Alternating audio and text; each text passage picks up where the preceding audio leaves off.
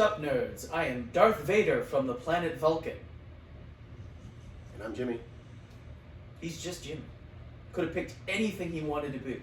Could have said anything. And he picked Jimmy. He could have been Batman.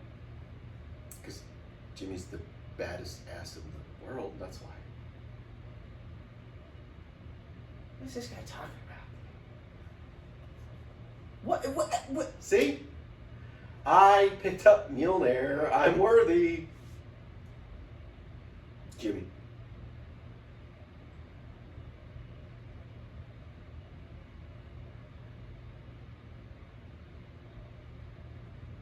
See, he's so in awe. It's a rare day when James is speechless. So welcome to Nerd Alert. Cold open for you folks at home. What do we got today? I don't know. Whatever the hell comes to our minds as we rattle back and forth about random topics. West Ham got relegated today. Oh, that sucks. I know. Tottenham barely pulled it out. But in my opinion, Tottenham played Everton. Everton's coach is David Moyes. Mm-hmm. David Moyes was the coach of West Ham. Won West Ham their only major trophy in international play. Mm-hmm. I think because West Ham fired him, he didn't try so hard as at Everton to beat Tottenham. So because Tottenham won, West Ham went down and they're relegated. I mean, hey, if it works, it works. In another universe, I totally believe, the Ted Lasso universe, that because Rupert got in big trouble while owning West Ham, and Nate the Great left, West Ham was left in disarray. Now they're relegated. You know what's amazing? I guarantee all of you at home thought for a moment I understood any of that. It's impressive how good I am as an actor, isn't it? Maybe I'm acting right now. Who knows? Yes, it is. Very, very impressive. Don't be facetious. Now that we've lost our whole audience, what else should we talk about? Now that there's like one person watching. Hello, one person. We love you dearly. We saw some cool trailers when we went and saw Mandalorian Grogu. I don't remember any of them. You're going to have to jog my memory. So we clearly have seen a Supergirl trailer before. Supergirl. But this one was heavy with the Lobo. Oh my god, yes. And that was awesome. I just called you the bitch from the bar. Oh, that's what I call you. Touche. Touche. I loved it. I know Supergirl is probably not everybody's favorite.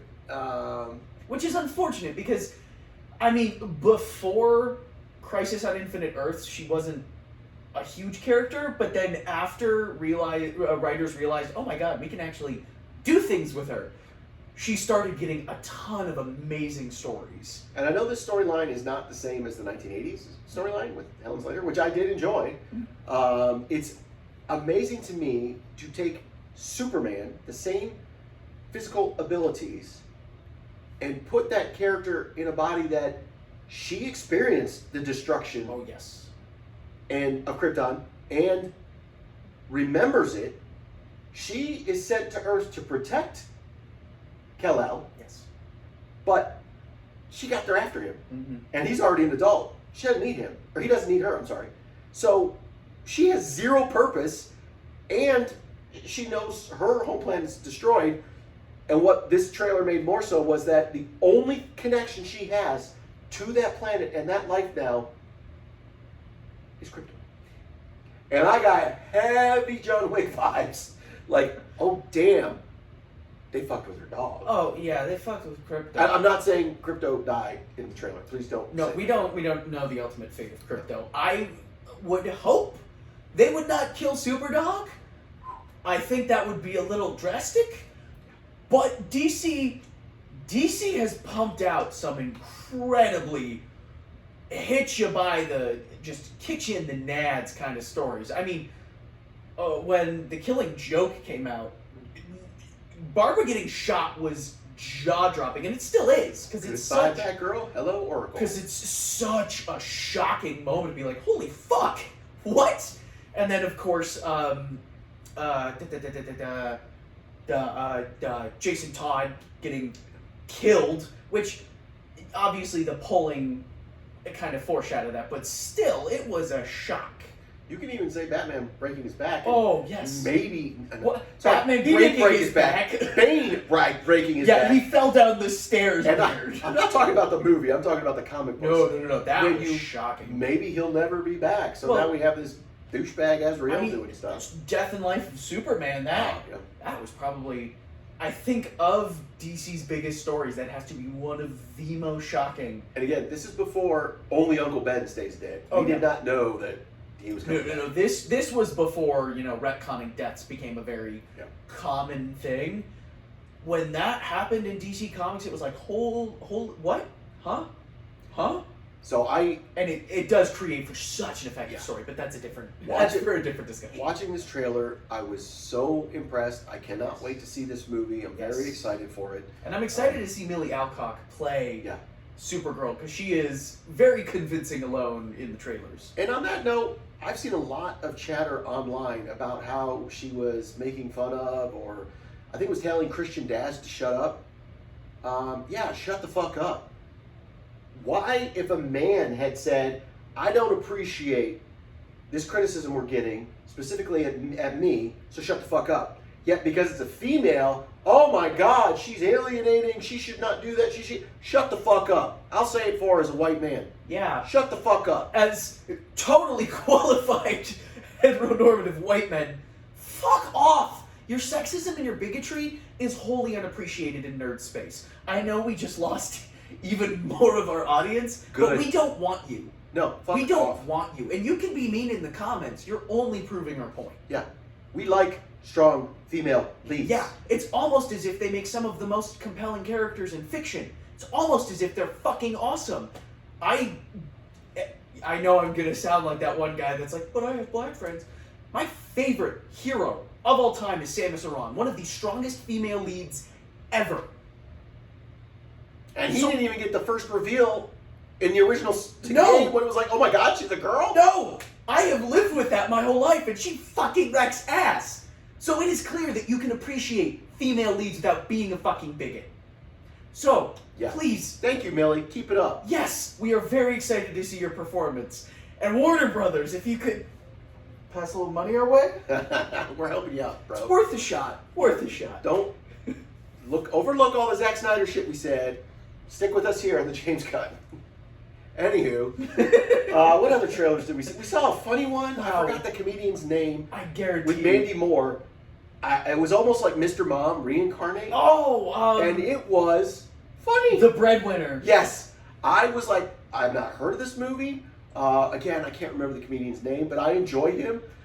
I thought that looked entertaining and fun. Oh, very much so. It looks like one of those classic late 90s, early 2000s comedy, family comedies where obviously the dad has to take over.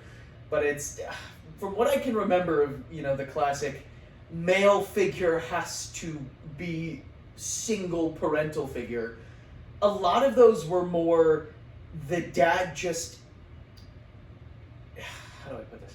Dad either has like really demanding, high-paying job, or is like Vin Diesel in Pacifier, is not equipped for children at all. Yeah. And this one, what I appreciate is that it's not that he doesn't help with the kids, it's just that he doesn't help with the kids as much as he does in this film. And that's a very interesting dynamic. He goes from a true partnership to they agree, husband and wife agree, this opportunity for her is unbelievable. She has to go, so he becomes basically a single dad in that moment, whatever that time span will be, because she's off living a dream. Yes. And so now he's taking everything, and it's, And I love how he's using his, car dealership expertise, or whatever it is, to run the household. And it's like, oh boy. Oh God, these kids are going to be amazing at business, and they're going to be insufferable everywhere else.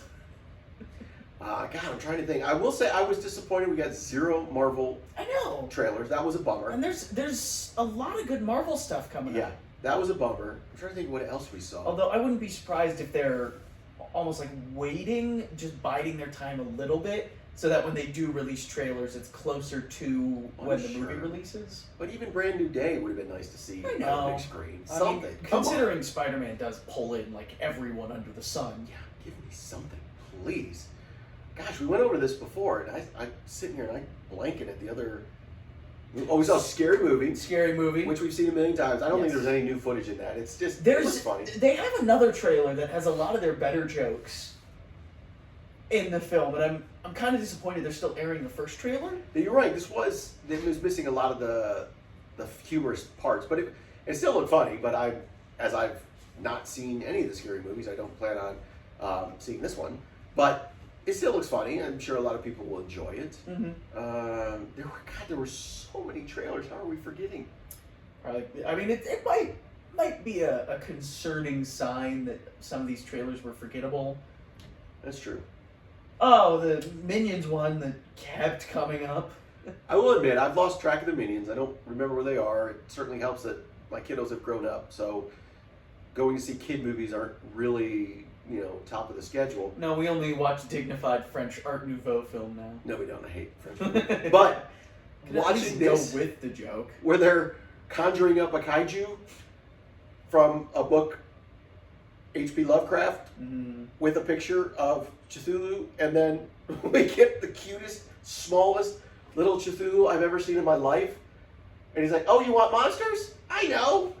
I was like, I don't know what this story's going to be, but damn, it looks funny. And according to Lovecraftian lore, that does play into Eldritch horror in that something small and cute can be unfathomable and eldritch in a way.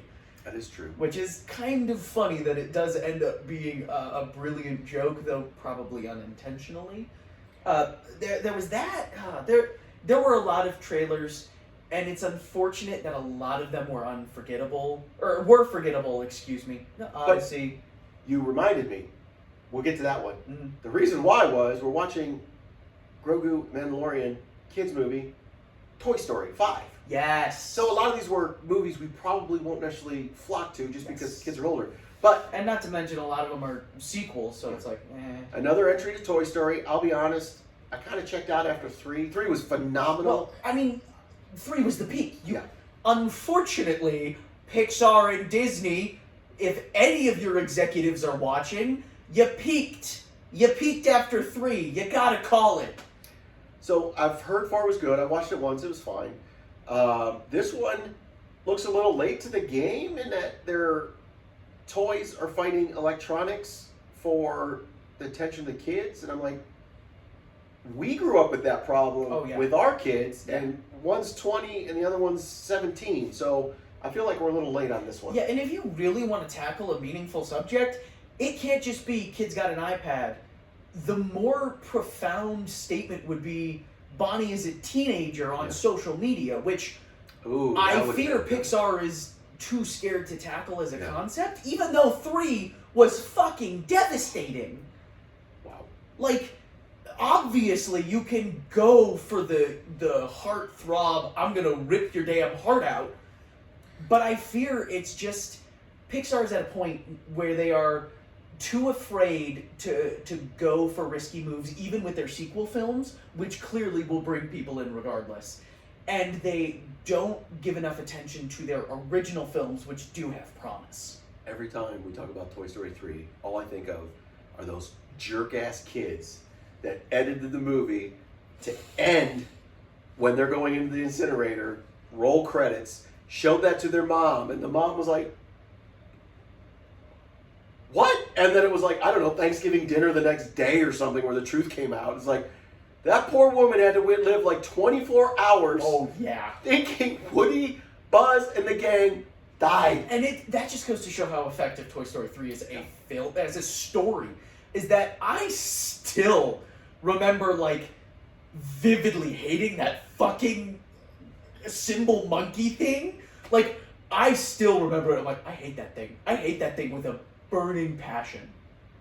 And it's like, that's just how effective it was as a film, that it was both a tearjerker, and I still vividly remember moments from it. And it's clear Pixar has the capacity, but for whatever reason, Disney, excuse me, I got something caught in my throat. There is just a refusal to tackle subjects they have been willing to tackle in the past. And I mean, people criticize Turning Red for whatever the fuck they want to, because, I don't relate to it. Fuck you. It was still a good film that tackled a meaningful subject. Film. Yeah. And Pixar, I know you can do it. nut up and do it. And you know what?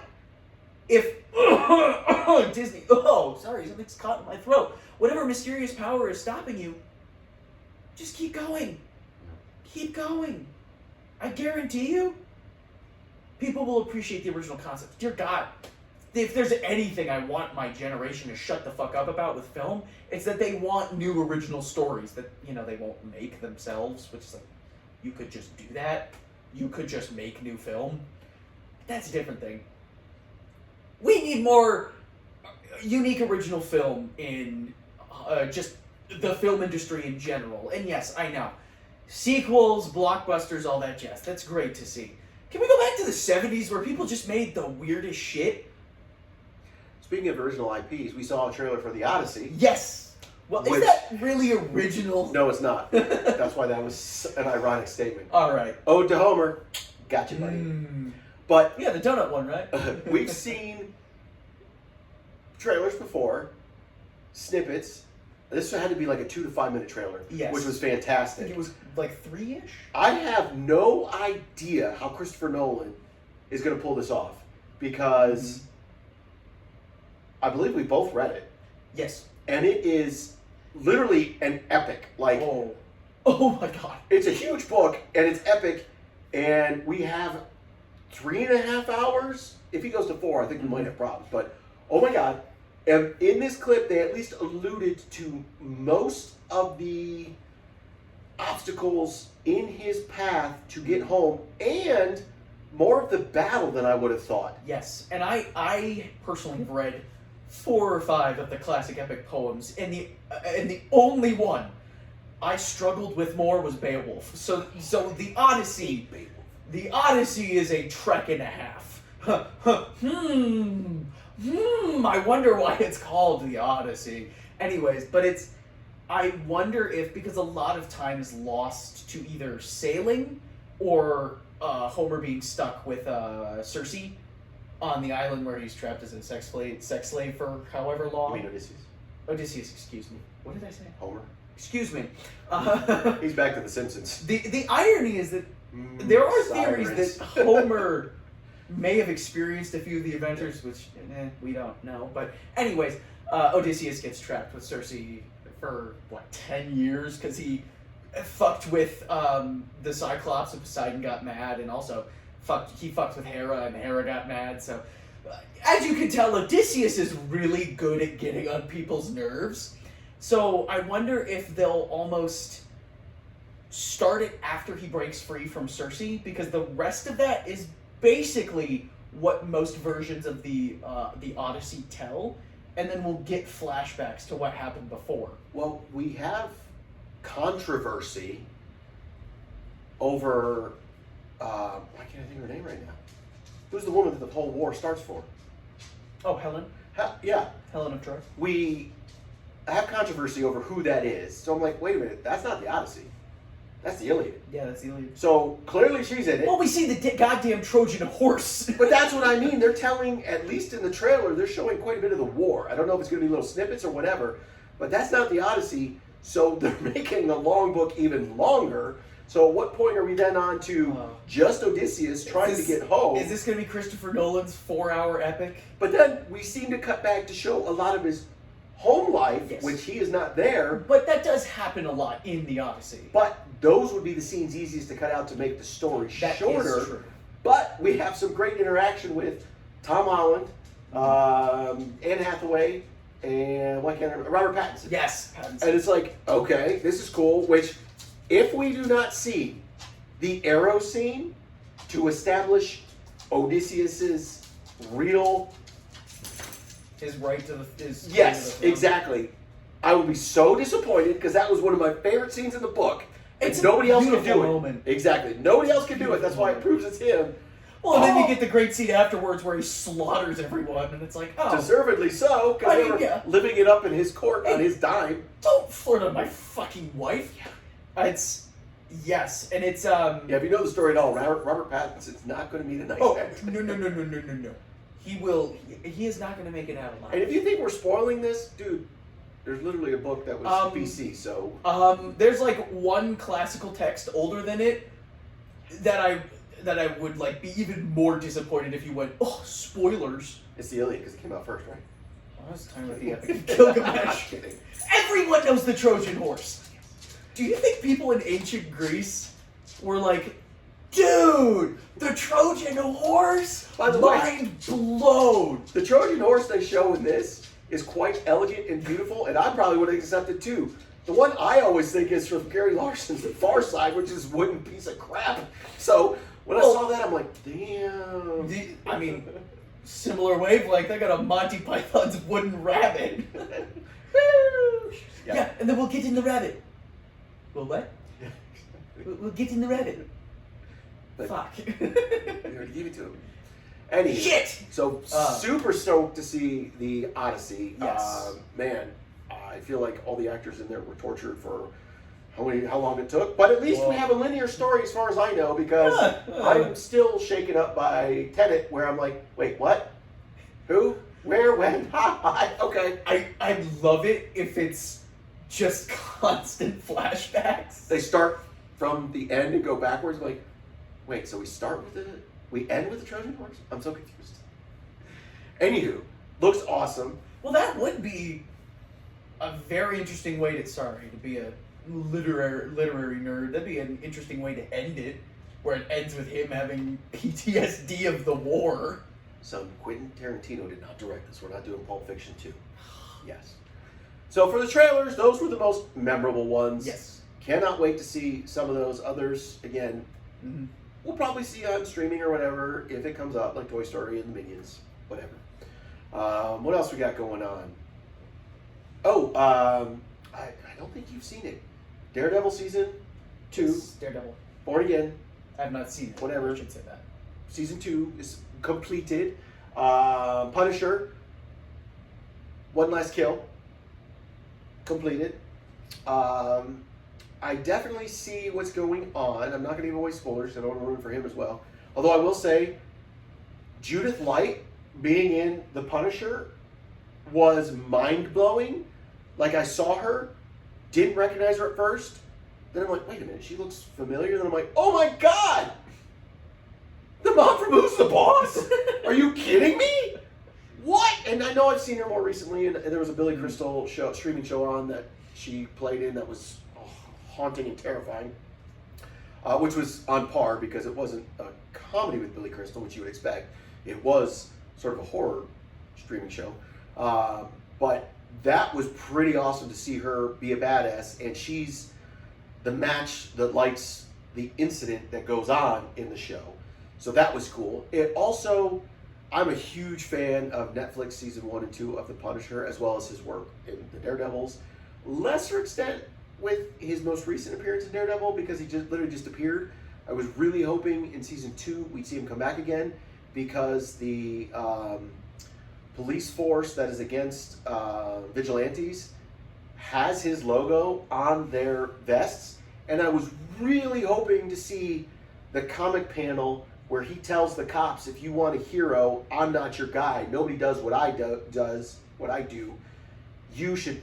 Nobody does what I does. You should be idolizing Captain America and living up to Captain America. Yes. We didn't get that. I was super bummed. But this 60-minute episode allows him to then get into Spider-Man Brand New Day. I was wondering this as we saw the trailers for Brand New Day. That is not the Netflix Punisher. He's not as hardcore harsh. This shows us that little transition of why he's more accurate with, like, if you saw the cartoons in the 90s, or even some of the lesser harsh comic books, I would say. I would really hope Frank Castle isn't, mutilating people on a 90s children cartoon. No, not that I can remember. But that was more of what the Netflix series was, which was awesome. I loved it. Highly recommend you check it out. It is on Disney Plus now. But then Daredevil, the first new season was okay. I feel like we heard a lot of reports that we're going to have an 18-episode season. Oh, we stopped and shut down because we're going to start filming new stuff. We saw him in She-Hulk. Screw you if you have negative comments about She-Hulk. That was a fantastic series. Yeah, and loved it. Again, strong female lead. It was also really comic accurate. So if any of you are going to be like, it wasn't comic accurate, clearly you've never read a She-Hulk comic. So just shh. And the fact that Matt Murdock showed up in it was yes, brilliant. yes. Even his inclusion in Echo. Again, Echo was a fantastic show. Well, Spider-Man. Oh, loved it. And then his official debut in the MCU was I'm Just a Great Lawyer. Oh, how'd you do that? Loved it. Just a really good So lawyer. I'm still holding out hope that Charlie Cox is a fat liar and that he's going to show up in Brand New Day. Well, a lot of people have pointed out editing, I don't want to say mishaps, but clear edited moments in the Brand New Day trailers where it looks like Spider-Man's way here. Something is keyed out. The hand is closer down here, meaning the organization, the hand. Who here. Daredevil is most well known for dealing with. There's an empty space here. Which is Elektra. Does Elektra deal with the hand? Yeah. Which makes me wonder if we may actually get Elektra in Brand New Day as well. Because clearly we're getting Frank with, go home, Frank! But now I've got a question a la Deadpool. Which Elektra would we get? Would we get the one from the Netflix series? Please no. Would we get Jennifer Garner, which would make no sense? Like, Please please save that for Doomsday and Secret Wars. Or is it just a new recast one? I don't know. It'd be funny if it was the next Netflix one and we did have Daredevil in it. And he's like, oh, long time no see. And she's like, Because I can't remember, it's been a while, been a minute, what happened to the hand. But I do remember in season 2, I think it was season 2, Elektra died and the hand had to bring her back. And so she was kind of aligned with the hand even though she didn't want to be. Well, didn't you watch the spin-off series Arrested Development? It got bit off by Lucille. No, I went further and went to the foot with Teenage Mutant Ninja Turtles. Exactly.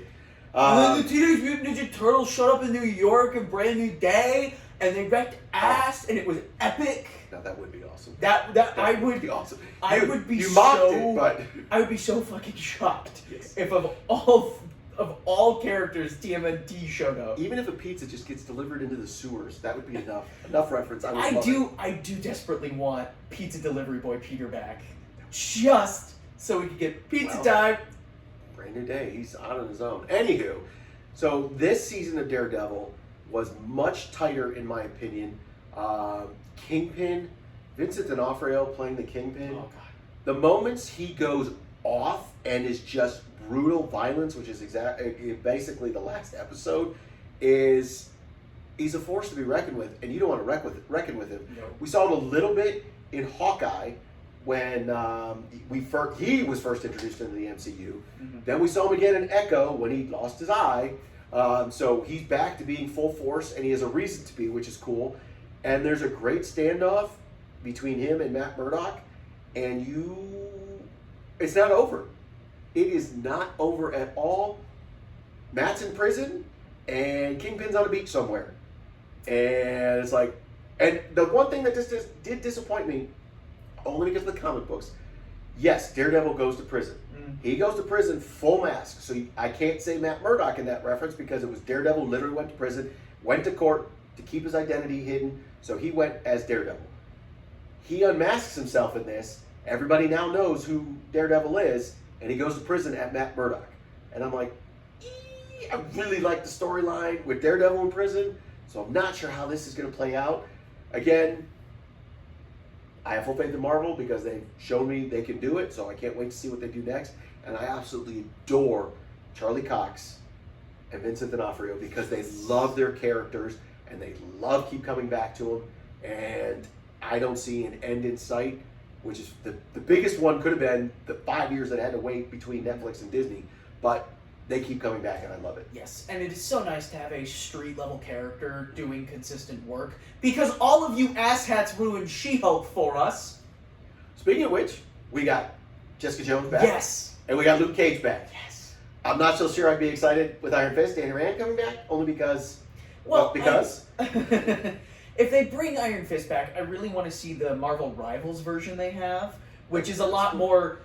It dodges all of the other asshats who are like, Danny Rand is cultural appropriation. So it's like, fuck all of you for that. That didn't even bother me because the whole point of Danny Rand being the Iron Fist is it's a fish out of water. He's not supposed to be it. Thor has been Iron Fist, you asshats. So like...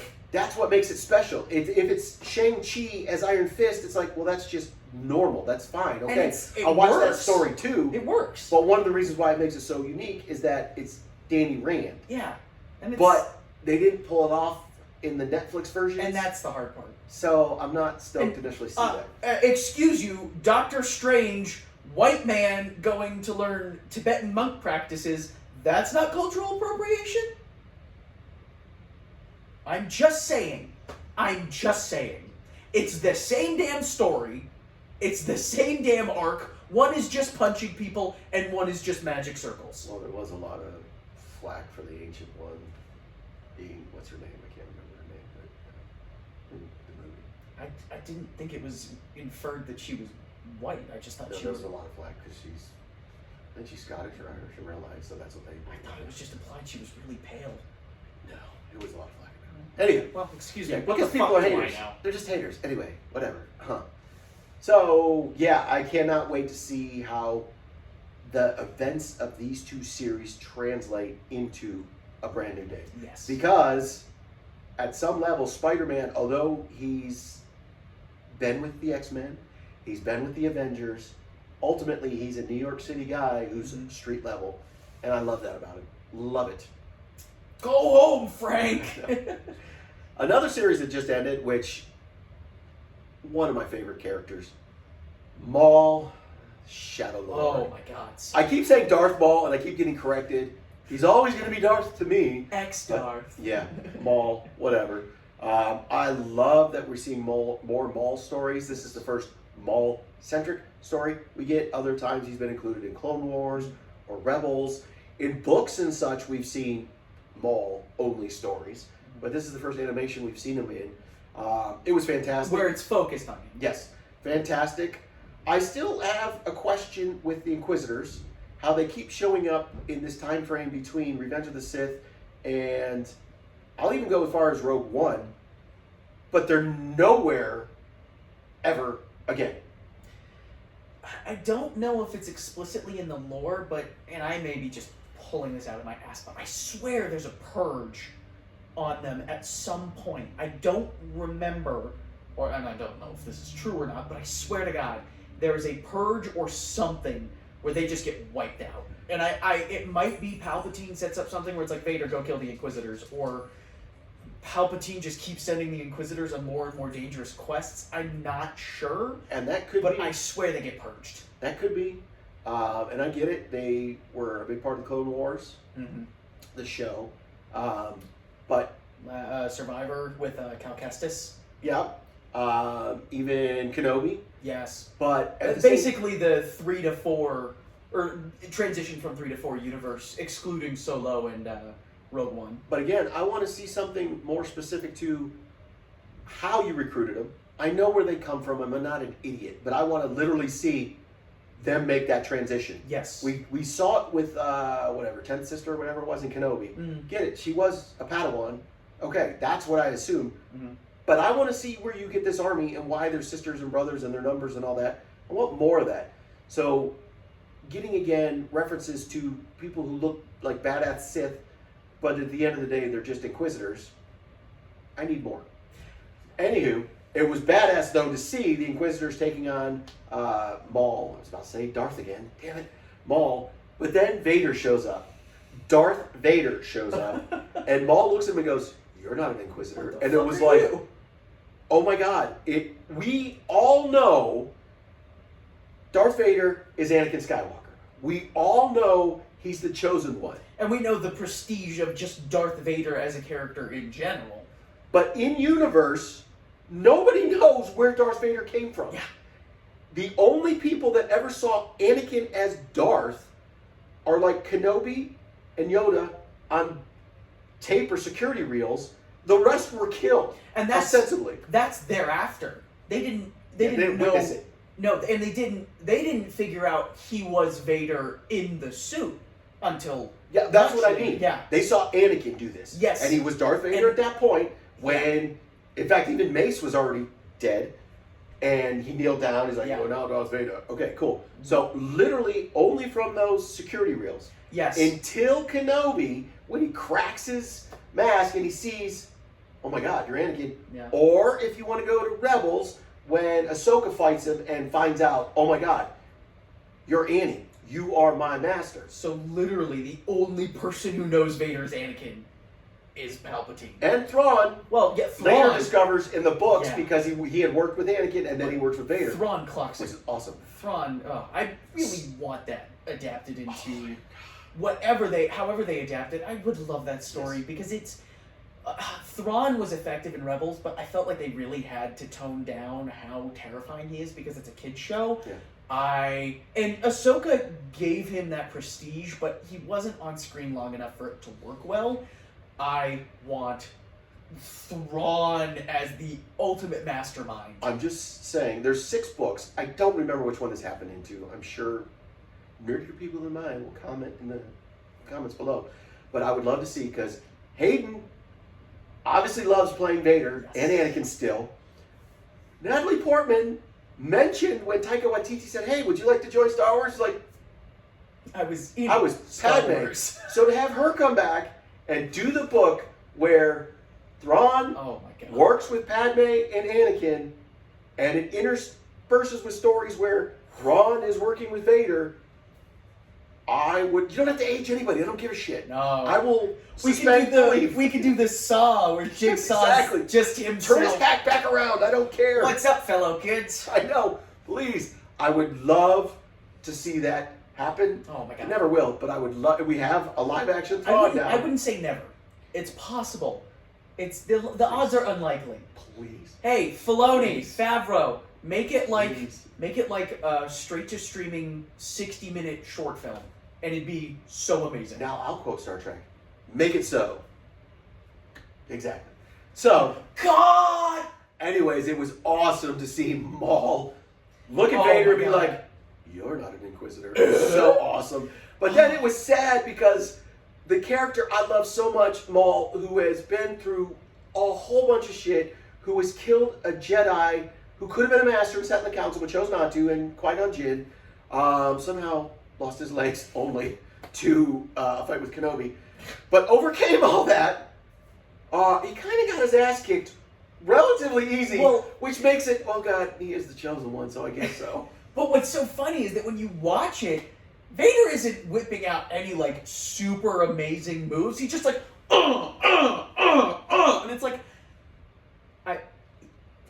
you forget that Darth Vader is so well known because that's all he does.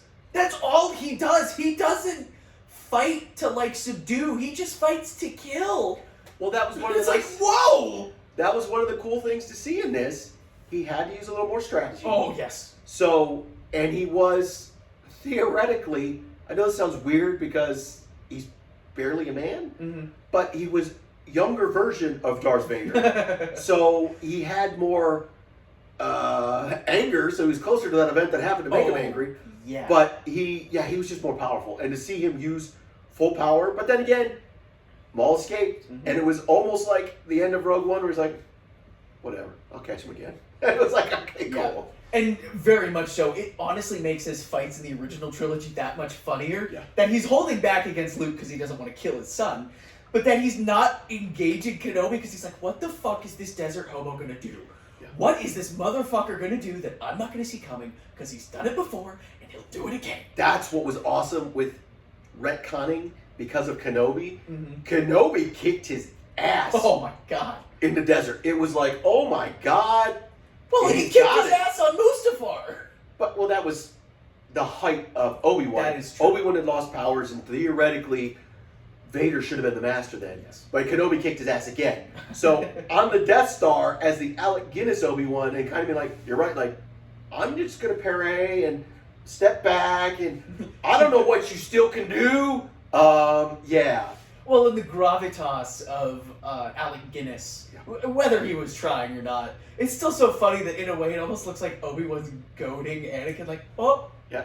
oh, oh, Got your nose! Got your nose, Vader! oh, what am I gonna do? Oh, what am I sorry, gonna you do? don't have a nose. Oh, oh, what am I gonna do? It's anywho, so Maul, if you have not seen it yet, check it out. It has nothing to do with Mandalorian and Grogu, but all the Star Wars. Yes. all at once. Love it. Ahsoka will be coming out soon. And for any fans of Extended Universe who actually appreciate Star Wars, you will be pleasantly surprised by what Shadow Lord leads into, because was it greenlit for season 2? Yes. Season 2 absolutely is going to go into some stuff both of us have been wanting to see for a while now. Let's say, spoiler alert, not really, because if you didn't watch Solo, you're a moron. But the end of Solo looks like it's finally going to be explained. Oh, yeah.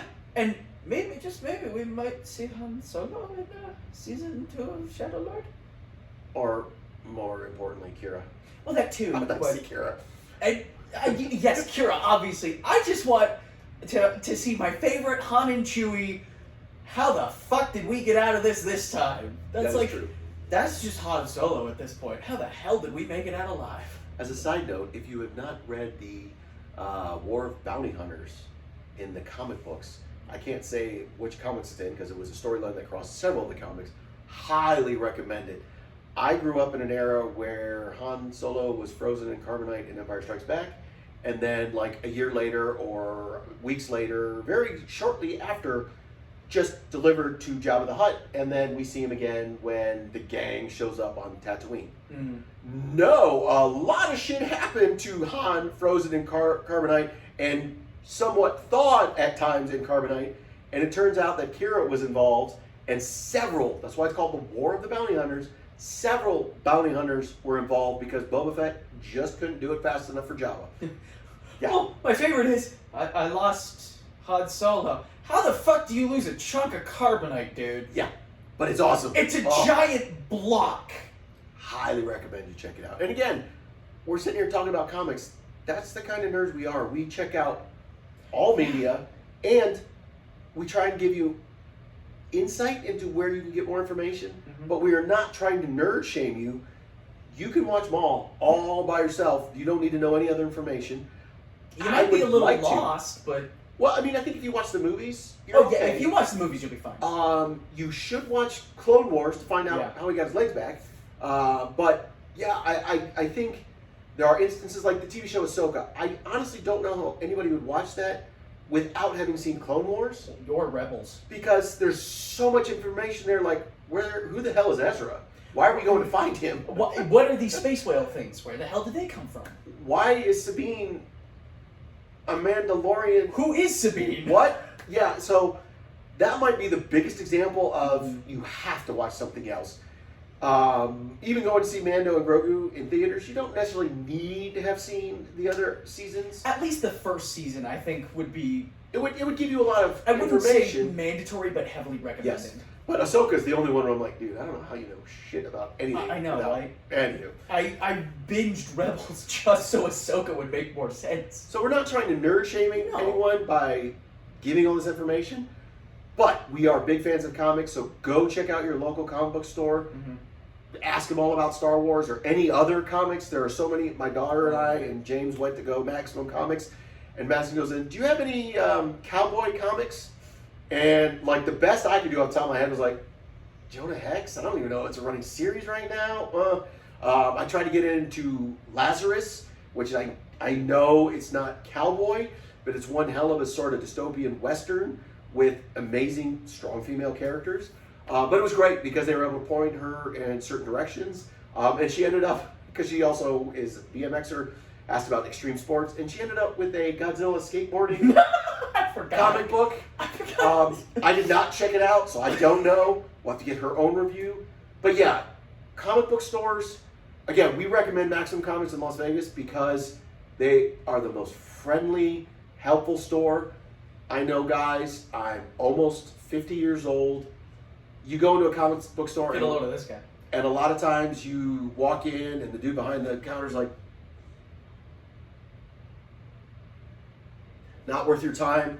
Not so at Maximum, and I guarantee there's more stores across the country where they will, hey, welcome, come on in, do you have any questions? And that's exactly what Maximum is. They will help you no matter what. They will order comics. They will do everything they can to please whatever your needs are. So yes, go to your local comic book store. Video games. That is, again, Cal with the Star Wars franchise and his Padawan Jedi skills, sometimes taking on Vader, are phenomenal. But like the little robot dude showed up. Where did he show up in? He showed up in something. I'm like, holy shit, that's hilarious. And there's no reason to have to go play the video game. Was he in Rogue One somehow? No, it was more recent. It was more recent. It was it had to be one of the streaming shows. Maybe it was Ahsoka. Could With be. Yeah. Green Twi'lek. I just remembered her name. Ironically, Obi-Wan in real life. Syndulla. Yeah, his Hera. wife. Hera Syndulla. His wife. Anywho, that shows up, so you're like, oh my god, I know where that's from. So his personal favorites, nice Knights of the Old Republic. No. Jedi Knight actually has some fun Legends lore, which some of it is being integrated into canon. A lot of Darth Vader's story, at least with the Inquisitors and how he deals with them, is kind of being integrated from Jedi Knight, which I do have to play. But that's also in the comic books with the Inquisitors and the Emperor constantly pitting Vader against obstacles, and typically they are Inquisitors. If you want good Vader stories, go read the comics. They have some of the best. And Brandon can go on about it, but some of the best Darth Vader stories ever come from those comics. Yeah, they're fantastic. And it also explains a lot of when did Vader know he still had a son alive, and how was he trying to track him down. Those are just fantastic. In fact, at one point, Vader truly believed Padme was alive, and then deals with the other handmaidens that were there protecting her. Yes. Just some fantastic storylines. And they also adapted several of the Thrawn books into comic books. I was not a fan because I thought they were new original.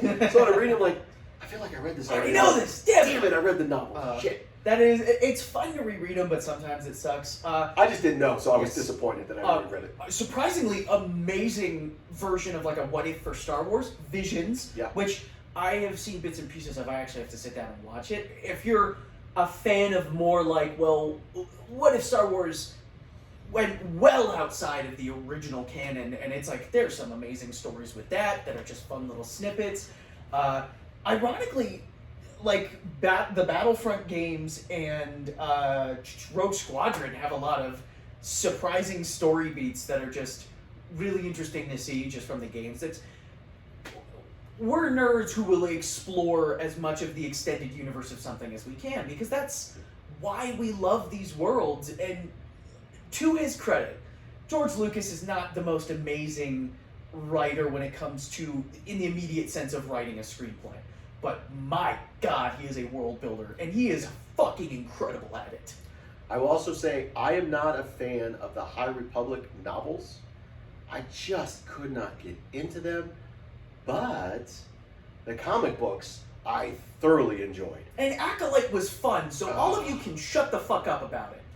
The fact that they were finally giving credence to the fact that the Jedi were not as strong and powerful, and there were elements of either corruption, zealotry, or ignorance, or what have you in that allowed Count Dooku, or not allowed, I would say, but forced Count Dooku to leave the Order, forced Qui-Gon to question the Order. We finally get to see these things in the Acolyte, and for all the haters out there who are like, no, and I'm so happy we're not going to have season 2, it's like, this is more world building that leads up to the events of why the fall of the Jedi happened. Yes, why Revenge of the Sith was allowed to happen. Why Senator Palpatine, Sheev, was allowed to rise to power. And hypothetically, the demise of Plagueis. Yes. Which is in the fucking Palpatine. And it's so many of those fans who I have seen go like, the Acolyte sucked. Will then be like, oh, I want to see more Old Republic, High Republic. It's like, you fucking ruined that, you asshats. Yeah, exactly. Because it really hurts to see these stories just be basically tossed aside because it wasn't popular. Although I have seen some analytics that Acolyte has actually gotten a lot more popular. Oh, thank God. Since its original release. Yeah, and I think people are finally realizing, oh my gosh, this is a great story. Yeah, it's almost as if that happens with Star Wars a lot.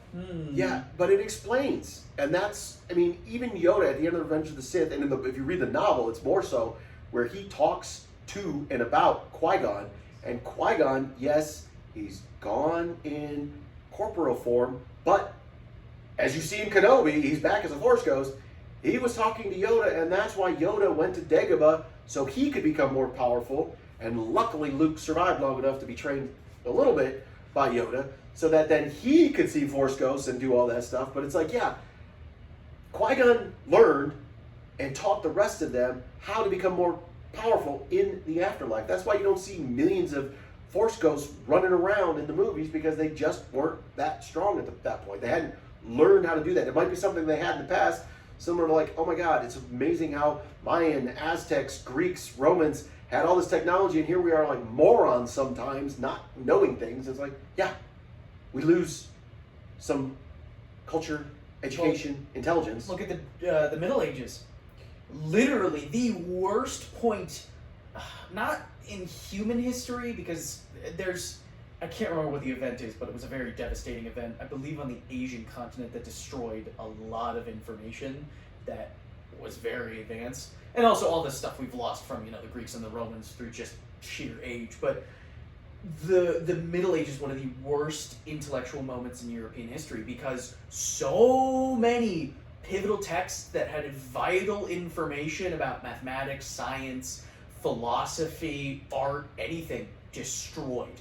And the only reason we were able to recoup is because that was only Europe. You had the Middle East, and you had Asia, and you had Africa, and you had the Americas, who were not affected as severely by that, bringing in information.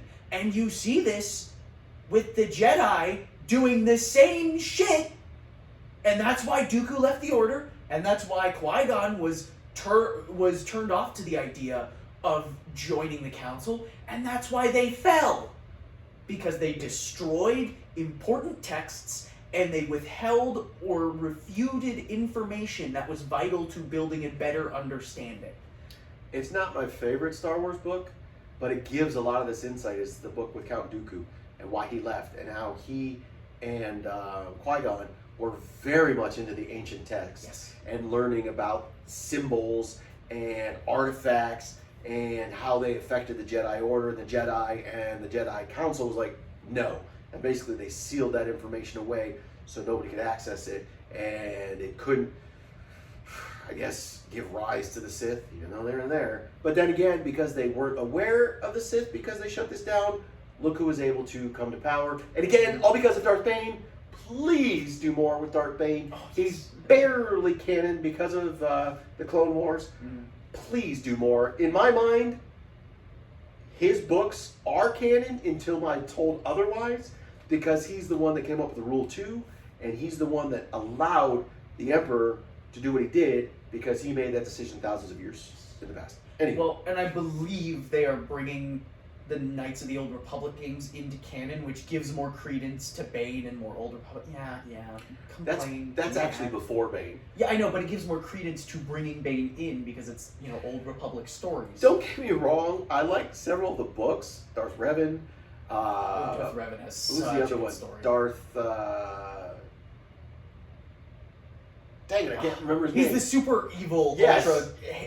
He's like the asshole of assholes, and I cannot remember. I think it's Malgus. Something like that. Those books are fantastic. It's just, I hated the games. Why, James? Is there RPGs and they have cutscenes? A lot of cutscenes. Just make it into an animation and I'll watch that. I hated the games. I'm a huge Star Wars fan. I hated those games. Yeah. Anywho. But regardless, it's disappointing to see some fans kind of disregard this as for one reason or another. But it also just gives credence to the fact that George Lucas bases this off of, or George Lucas, when he was writing the original trilogy and the prequels, based it off of real world shit. That's my favorite. A lot of people don't know this, but George Lucas was involved with Francis Ford Coppola's Apocalypse Now. Everybody now associates with Apocalypse Now. But George Lucas was set to direct. Hearts of Darkness? Yeah, was set to direct and came up with the storyline. Yes, using the story, Hearts of Darkness, to tell the Vietnam story. But he got Star Wars greenlit, so left his good friend, Francis Ford Coppola, to direct it alone. And I believe John Malou, known for Red Dawn, came in and did some writing on that as well. He does some fantastic, I hate his politics, but he does some fantastic war stories and violence. Like, he's amazing at that. But it left George to tell the story of Star Wars. Mm-hmm. So the fact that he used a lot of Vietnam and U.S. politics at the time in Star Wars, specifically Return of the Jedi, Yes. where he's now more recently openly admitted that the Ewoks were the Viet Cong, Mm-hmm. which cracks me up that, oh, you're so cute, Viet Cong. But that, yes, it's been political from the beginning. Now to, hey, guess what? You can't base a whole new trilogy on a trade war. Straits of Hormuz, anybody? Yeah, you can. He's a fucking genius. Well, it's not as if we've been trying to control trade routes in the Middle East for... I will go on about this until the end of time. Yes. White people, mostly Europeans, are spectacularly good at sending troops to the Middle East to control a trade route. It's kind of scary how often it has happened in human history, and it's kind of depressing. Well, not even white folks. Anybody in charge. That is true. That is true. Anybody who's in charge Yeah. will go and try and control that, and it just creates all sorts of problems. And Yeah. I will say, I believe the United States is fantastic at making future terrorists. I am proud American, Yeah. but our history has shown Oh. that our actions have created our own worst villains in future, and it sucks. Yeah, we are spectacularly good at creating our own problems, which unfortunately is kind of how we started as a nation, and we never really grew past it. Which, at least the first time it happened, it worked, because it was for the right reason. Yeah. But that's a whole other thing. Anyways. You live long enough to become the villain. Oh, yeah, evidently. And Anywho. it's just amazing to see how so many people will be like, well, Star Wars political, and it's like, the original trilogy uses heavy imagery and symbolism from Nazi Germany and imperialism, as well as the Vietnam and Korean wars, and the real tragedy of how war affects people. And then you get the prequel trilogy with the failure of a religious group being at the helm, and then with Order 66 basically being the execution of the Knights Templar and the destruction of that by a reigning governmental power. And then you see the takeover of another imperialistic source. Wait a minute, are you saying Revenge of the Sith can be tied to Friday the 13th? Are you kidding me? Where is this going? Well, that's what happened to the Knights Templar. The date that they were deemed to die Oh, I thought you happened meant... to Friday the 13th. Yeah. Oh, you thought I meant Jason? You small-minded fool. Fuck off. I love Yes, that. very much so. Order 66 is the Star Wars universe's Friday the 13th. Yes! With respect to world history, not with respect to Suck it, Sean Cunningham. But the Star Wars uses real-world politics. A lot of fucking stories do. Yeah. So you can just shut the fuck up about when did this get political? Yeah. Anywho, so on a happier note, James is obviously home from college. No! He's going to be heading back, but one of my favorite things to do while he's home is we binge a lot of movies. Yes, gotta get him down. Oh, And- this water's empty. Although I mistook the release order of these David Fincher movies, It happens. I had him watch some. He has watched Alien 3. Yes. We saw that, which is And, first major studio. 7. release. We have watched 7 together. And I watched Zodiac by myself, which I have my own reservations on it. It's alright, but it is nowhere near as good as 7. So these two fall before Zodiac, after 7. Again, I showed them out of order. We started with Fight Club. Yes. Whoo boy, that is a film and a half as a subject, and it's I do really enjoy it, but it's going into it. I legitimately thought it was just about the Fight Club because that's all anyone talks about, despite the fact the first rule of Fight Club is not to fucking talk about Fight Club. Shocker, I know, but to see that there was so much more to it that was not spoiled. Because I knew the twist that Tyler Durden is both Brad Pitt and Ed Norton. Which sucked because I didn't know he knew. So I was like, waiting, and then he knew. When you watch it, that's not the biggest twist. Yeah. That is by far probably the least important twist of the film. And it's so shocking to see how much more there is to it than just a bunch of men beating the shit out of each other because they'd rather not go to therapy. Which oh my god. There are some amazing themes in this, and I love how it tackles toxic masculinity without feeling the need to, I don't want to say talk down to men, but still hitting the nail on the head and being like, hey asshats, this isn't healthy, don't be like this.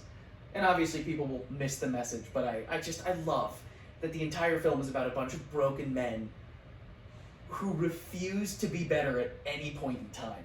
And it's so poignant in that way. And I love Helena Bonham Carter. Oh my god, she's so good in this. In this role.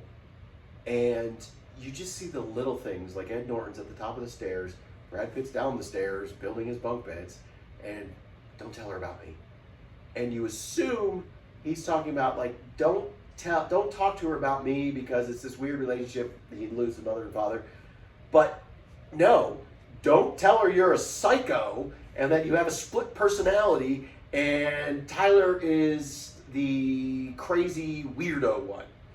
And the way that she plays with this is so beautiful to the ending when they hold hands and all the shit's blowing up. It's like, oh my God, they've come to peace and they are in a relationship. Wow, that's beautiful. In a strange time. I know, it's so weird. I forgot to take the bombs offline. But I just love how also his crew, Project Mayhem, deals with that. Like, they know because Tyler's warned them that, dude, this real wussy guy's going to show up from time to time. You told us you'd say that, sir. And even the one guy who screws up, is this a test, sir? It's like, yeah, you're goddamn right, it's a test. You just let the cat out of the bag, idiot. As he's wearing the halo around his head because he got the shit beat out of him at Fight Club. One of the most heartbreaking, but also one of the most amazing scenes in it was when Bob dies, which loved seeing my man Meatloaf. If you've seen any of our videos, I'm a huge Meatloaf fan. I love him, whether he's in a movie, whether he's just belting his heart out, singing. I love him. Oh, that is such a poignant scene that these fucking idiots make it like Bob is in all of us. We don't have a name. But when you die in Project Mayhem, you die with the name. And Ed Norton is just like, no! No! What? I love that. And it shows such how scary the weakness in men and to a larger extent people is, that when they feel thrown away by society or they feel lesser than, they will do anything to justify their pariah status in society, and they will do anything to feel connected. And by the by, if you liked Fight Club, there is a sequel. Not how you would expect. It's in a comic book, and it is a very cool story, The Continuing Adventures of Tyler Durden. That is not the title, but that's what I called it. It is called Fight Club 2. I would go check it out. It's probably trade paperback now because it was originally like 10 years ago. Fight Club 2, let's not go to therapy, blue. But it's interesting because he's in suburbia. And guess who comes out to play? Yeah. So that was fun. And then we went on to, again, the one I thought was released next, but then I was like, oh shit, this was released before, is the Michael Douglas-led The Game. Which I have not seen Michael Douglas in a ton of things. I have seen him primarily in Ant-Man. That's what I know him from the most. So it was very nice to finally see him whip out the stops with his acting chops, because I know he's an amazing actor. I haven't been able to see that, so it was very nice to finally see him actually, like, you know, not do Marvel superhero acting, but do acting, and it was very nice to see that. So for our older viewers, I'm going to now introduce him to the streets of San Francisco, so he knows all about his acting chops. Oh, lovely. Anywho, I had not seen this in a long time. It was funny to see a young Sean Penn. Yes. Like, I knew he was in it. Not Spicoli young, no, still no. like not young. Crazy ass, I'm not showing up to the Oscars. It doesn't look like he smoked too much. Doesn't look like he sat in the sun too long. Yeah, exactly. Love you, Sean Penn. I know, he's got a very minor role, but a very huge, important yes. role. But I really, again, rewatching this, and James's big deal is, why don't these men go to therapy? Which is a weird trend in these two Fincher films. Again, the 90s was a weird time. Grunge came around for a reason, but he was not ever going to go to therapy. I should say, at least we got some really good rock music from it. He was never ever going. It's almost like Gordon Gekko. He was never ever ever ever going to go to therapy. Yes. He was still living with the horror of his father committing suicide. Mm-hmm. They showed those flashbacks, and it seemed like he was very close proximity to wherever. It seemed like he just jumped off the roof of the house. Wherever his father committed suicide, he seemed like he was right there. I mean, yeah, but watching your father die off. That's what I mean. Watching your father die firsthand, and then being a kid. But that's what I mean. He was not going to therapy, and Well, I mean, obviously. not by this time. So the events of the game, which were set in motion by Connie, played by Sean Penn, who was his little brother, who we learned also played the game, and far as we can tell, fixed his life because he seemed like he was a playboy, drug, alcoholic, whatever.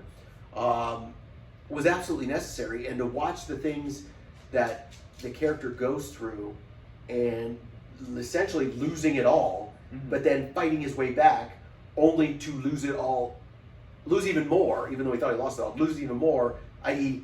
he shot his own brother and killed him, and he literally commits suicide. He jumped off the roof on his own accord. Because even at the end, he's like, oh, thank God you jumped, because I thought I'd have to push you. No. He jumps off the roof, lands on the blow-up safety thing. Don't open your eyes, although it's safety glass, it can still scratch you, and gets up. And I love, that's probably my favorite bit of acting in the whole movie. When they get him off the blow-up inflatable thing, and he's like, can't walk. Because he just committed suicide, can't fathom why he's still alive, and dealt with all this shit that turned out to be fake, and he's having a tough time walking? Hell yeah. Well, you know his blood pressure's through the fucking roof. He could have died right there by now. The amount of adrenaline that must be going through that man's veins is insane, just given that whole ending and what happened. But because this movie also was lesser known, I feel like that twist for you... Oh my god. Because he asked, did Sean Penn die? I legitimately thought that was the end of the movie. He just killed himself. It's like, oh shit. Okay, because he asked, did Sean Penn die? And I told the truth. And what I say? No. So when he gets shot with the champagne and he's bleeding, he's like, you asshole, you lied. Like, oh, he fucking dies in this. And then he shows back up again. I'm like, oh, motherfucker. With the t-shirt about Mexico. I didn't get duped once. I got duped twice. Oh, it was so good. And even just the stupid ending where he's thanking his little brother and he's filling out the paperwork. He's like, so how much did it cost? Do you want to split? He's oh, yeah, thank God. And it's like, yeah. Yes. And it is an effective film. I do enjoy Fincher's suspenseful touch on it. Oh my god, that man knows how to do suspense so fucking well. He knows suspense and he knows action. And it shows here and it shows in Fight Club. Obviously, in my opinion, he did it best with Seven, hands down. But you see it here and it's a lot of fun to see what he's doing with it. I don't agree with the story because I don't agree with psychologically torturing someone to fix them. But that's a criticism on the story, not Fincher as a director or any of the actors. I was compelled the entire time. I had no fucking clue what was coming next. And it was really nice to see some actors who I know for their prestige. I actually get to see them, do what they do well without, it's like, oh, this is the movie they're known for. Which I feel like, as for myself, there are films I have seen where like, oh, this is the movie for this thing, for this award. And I'm like, this isn't as good as like the other movies this person has made. He's not mentioning it outright, but he has seen Romancing the Stone, and he did not enjoy that. I wasn't paying attention. I love Romancing the Stone. I wasn't paying attention, I admit that. Kathleen Turner and Michael Douglas. Anywho. Danny DeVito was fun in that one. Yes, he was. I very much enjoy David Fincher's films from Alien 3 up to Zodiac. I think the aesthetic is so gorgeous. The shot choice, the acting, the choice of stories he's telling are phenomenal. That's not discounting what he did with Social Network. I'm just not a fan of Social Network. I don't like how we got into, I guess, a biopic, and then so it's real world, and like I don't really care about the fate of Facebook. Yeah. Whatever, who cares? And he's gone along and tell more of those stories. I am thrilled when he came back and was telling like Manhunters. Love that series on Netflix. Theoretically, he's coming back to finish season 3. Those are all rumors. Hope so. He's also doing Once Upon a Time in Hollywood 2.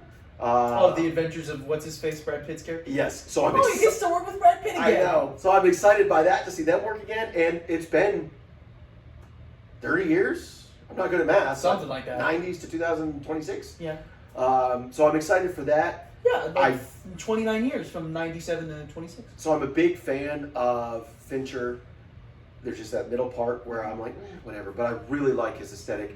I guess when he's dealing with the macabre, I guess that's my thing. I don't know. Whatever. He does do that very well. Yeah. He is very effective with that. And on HBO, they have released the they don't call it this, but the David Fincher version of Alien 3, which I have not seen yet, but I really want to see because I know the studio fucked with the version I've seen. So I want to see what they did with him. As executives and studios tend to do. Yeah. Which, if I have learned anything from the amount of time studios and studio execs try to fuck with anything, what they do to it does not make it better. More often than not. There are times at which it has worked. But it is so few and far in between that I really don't count them. That's why I love Deadpool 3, when he's basically giving a middle finger to Fox several times over. Love it. Thank you. I just assume it means all of Fox and not just the Marvel-based Fox. That's just me. Earlier, though, we'd watched some movies like Fletch, which is Chevy Chase's probably best movie to showcase Chevy Chase. I love Christmas Vacation. That's my favorite Chevy Chase movie, but I feel like Fletch is probably the best Chevy Chase movie. Unfortunately, I will always love him as the racist old asshole Pierce. Because unfortunately, he was just that on set. In real life. So he really didn't. You could say it was method acting, and it's like he's great in Fletch. He's fun in Fletch. Yeah. I appreciate Chevy Chase when it's more like Christmas Vacation, where it's just that little bit more absurd.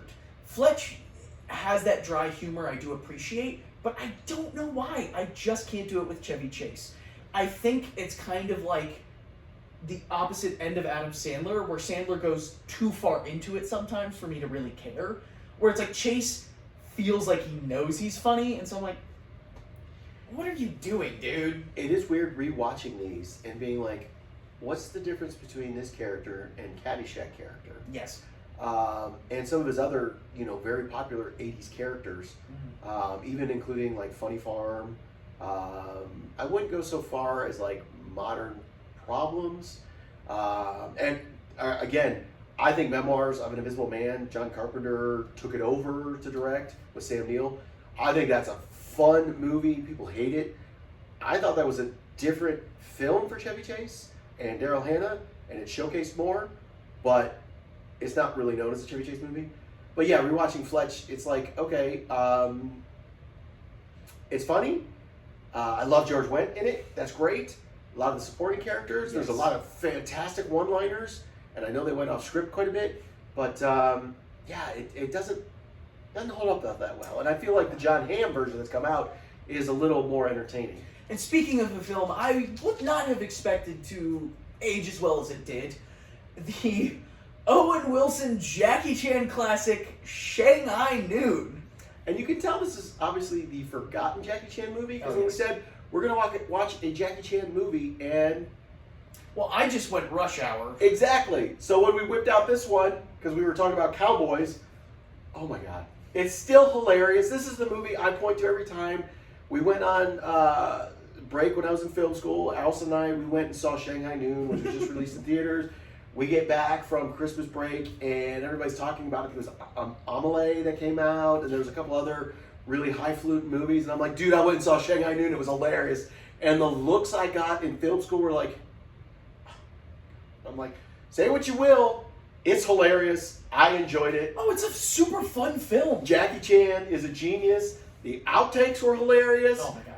The drunk scene where they're in the bathtubs, and the way they shot that so that at the end of the scene, they're in the same bathtub, freaking cracked me up. Allison and I quote all the time, Uno mas. Now James knows where that comes from. Who started as Jackie Chan's wife, but clearly was moving towards Owen Wilson's girlfriend. She's beautiful. I thought she was fantastic. My other girlfriend, Lucy Liu's in it. Love her. One of the first actors to show up on the movie is Walton Goggins, and James oh my God, Walton Goggins! Ah!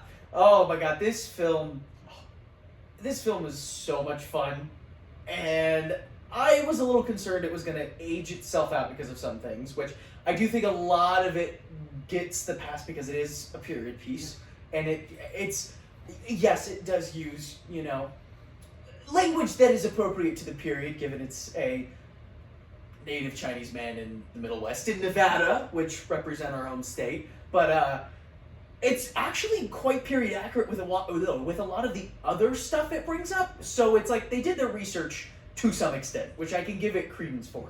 And it is so funny to see I guess I call it the Han Solo Chewbacca dynamic, where you have the person who you cannot fathom is still alive, and you have the dude who is wrecking shit and taking names. And it's that dynamic, and it is so fun to watch. Well, I love when they learn their names. Chad Wayne, that's not a good cowboy name.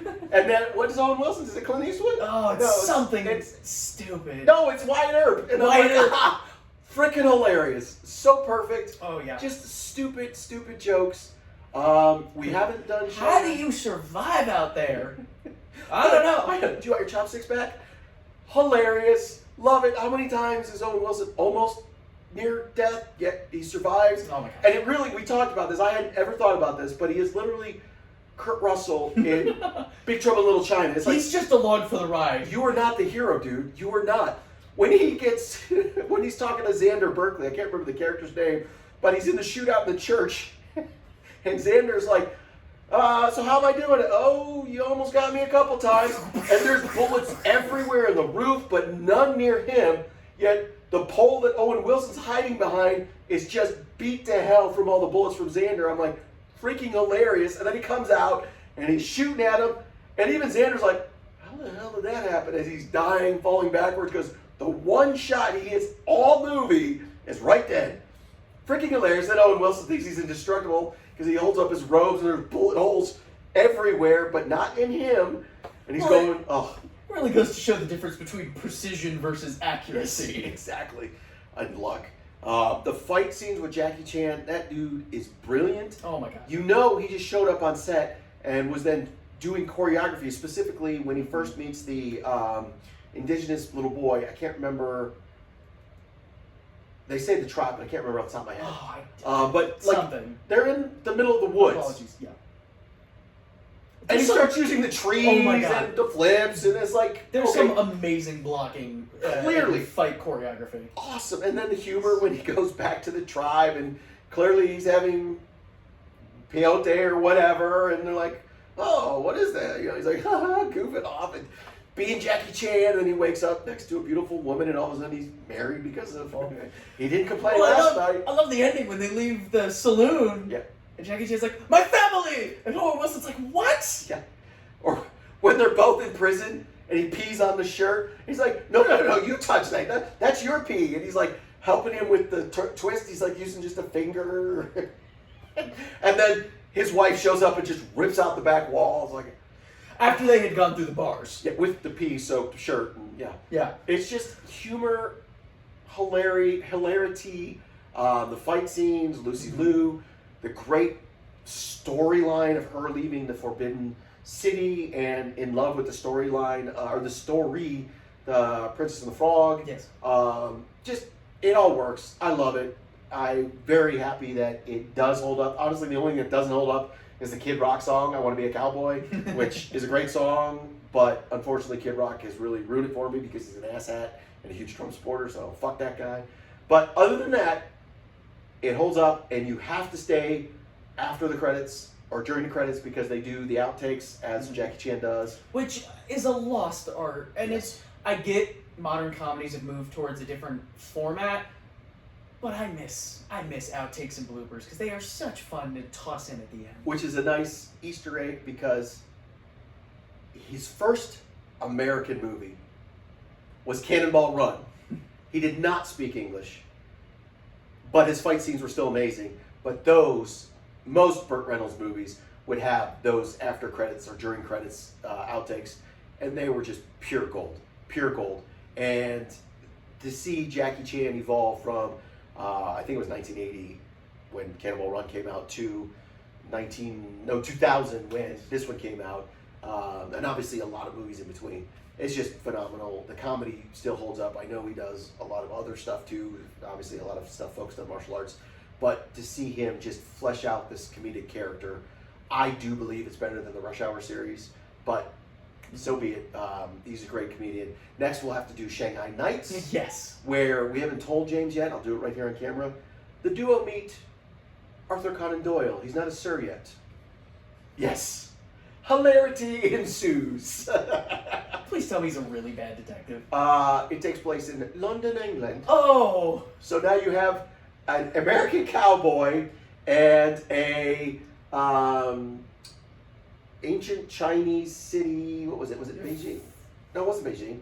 The Forbidden City. I don't know what Imperial era. Guard. Yeah. I don't know what era of China that would have been, but yes, 1800s Imperial Guard. Yes. Who was just there to carry luggage the first time. Exactly. I think that is by far my favorite joke in the story. When it starts off. That and the does he ever shut up from the Native Americans? No. Yeah, that's all it was. Oh my God. So, yes, we will be on more adventures watching new movies. Obviously, we will always watch and read and do more Star Wars stuff, but that wraps it up for today. If you have suggestions on movies that we need to watch, let us know. We may have already seen them, and if we see it in the comments, we'll mention it the next time we do another video. But we are always open to watching any new things, specifically things that are 80s, 90s that I can revisit, 2, he can watch for the first time. Although we're not opposed to watching like a Sardos and watching it for the first time together. I'm sorry, I like fun and obscure film. Obscure is right. Anywho, I finally saw it, so that was cool. Anywho, have a wonderful week. Here from Nerd Alert, Nerd Out.